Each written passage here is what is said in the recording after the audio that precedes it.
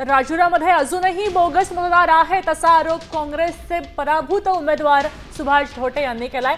तर भाजपचे आमदार देवराव भोगलेंनी धोटेंचे आरोप फेटाळलेले आहेत।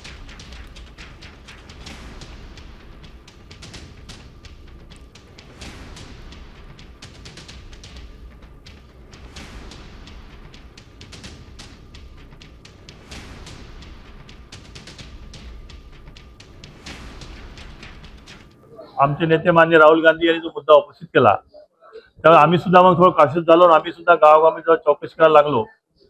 त्यावेळेस आम्हाला गडचंदूरला सुद्धा 1600 मतं जास्त आढळले, राजुऱ्याला सुद्धा आम्हाला आणखी 1200-1500 मतं जास्त आढळले। आता याची आम्ही डिटेल छानबीन करून आलेलो आहोत, परंतु जे मतं 6853 हे मतं बोगस असून जेव्हा डिलीट केले, पण ज्या माणसाने हे मतं एनरोल केले त्याच्यावर अजूनही निवडणूक आयोगाने कुठली कारवाई नाही केली। मला वाटतं या संदर्भात अधिकृत माहिती आपल्याला निवडणूक आयोग देईलच, पण माझ्या माहितीप्रमाणे या ठिकाणी डिलिशन कोणतं झालं नाही।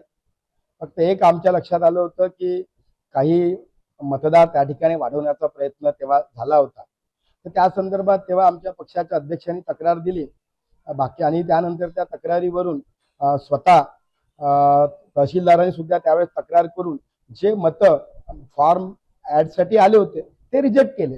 परंतु या ठिकाणी कोणत्याही प्रकारचं ॲडिशन किंवा डिलिशन हे मात्र कुठेही झालं नाही। आता isakal.com आहे देशातील नंबर 1 ची मराठी न्यूज वेबसाईट। प्रत्येक अपडेटसाठी isakal.com ला नक्की भेट द्या।